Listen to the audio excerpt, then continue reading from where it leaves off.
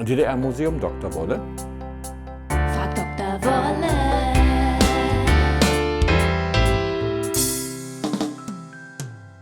Wie ging man eigentlich damit um, dass es in der DDR so wenig Telefone gab?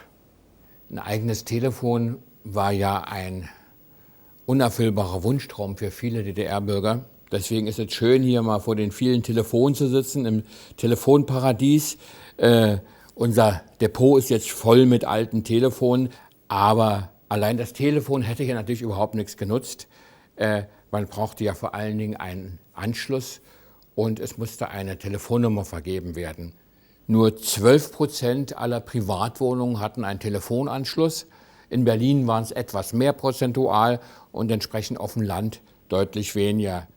Trotzdem gehörte es natürlich damals schon zum allgemeinen Bedürfnis der Bevölkerung, auch über ein Telefon zu verfügen, weil man ja vieles telefonisch zu erledigen hatte, Handwerkertermine und Beschwerden bei den Behörden und was da nicht so alles war. Sie bewarben sich, die Leute, bei der Deutschen Post um einen Anschluss und konnten 5 Jahre warten und konnten 10 Jahre warten und konnten 20 Jahre warten. Das war vollkommen aussichtslos. Man musste entweder Glück haben, indem man eine Wohnung zog mit einem Telefonanschluss. Und mit einem weiteren Glück und Bemühungen und Eingaben wurde dann auch eine Nummer vergeben, sodass man telefonieren konnte. Oder man musste den entsprechenden Status haben in der Hierarchie der DDR, also möglichst bei den bewaffneten Organen, bei der Polizei. Dann wurde einem auch ein Telefon zugeteilt. Aber das war bloß ein kleiner Prozentsatz der Bevölkerung. So verfiel man in der DDR so auf die unterschiedlichsten Methoden, diesen Mangel zu beseitigen.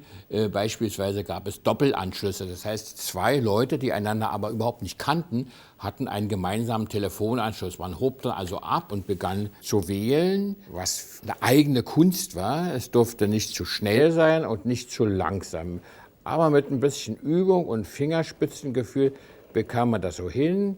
Dann machte das immer Piep oder es machte eben nicht Piep und man hatte jemand anders dran am Telefon und hörte und da unterhielten sich fremde Leute und da konnte man auch dazwischen gehen und sagen, ja, hören Sie mal zu, ich will auch mal telefonieren, vielleicht legen Sie mal auf und bekam dann entsprechend patzige Antworten. Das war sehr kommunikativ. Eine andere Variante, die auch etwas kurios war, bestand darin, dass einer im Dorf oder in irgendeiner Wohnsiedlung einen Telefonanschluss hatte, den er allen Nachbarn zur Verfügung stellte. Das heißt, man klingelte dann an der Gartentür und wurde hineingebeten und konnte dann in der fremden Wohnung telefonieren und warf dann in ein Körbchen oder so die Groschen, die das gekostet hatte. Die einzige Variante, die man dann noch hatte, waren Telefonzellen. Von diesen gab es viel zu wenig und die es gab, waren sehr oft kaputt, weil irgendwie die 20-Pfennig-Stücke verklemmt waren und andere Dinge, Telefonhörer abgerissen. Und wenn sie denn funktionierten, war sehr oft eine Schlange vor der Telefonzelle. Die Leute wurden dann allmählich ärgerlich, wenn jemand zu lange telefonierte und die wummerten dann an die Tür der Telefonzelle und riefen, fasse dich kurz. Das war die Parole, die auch in den Telefonzellen stand.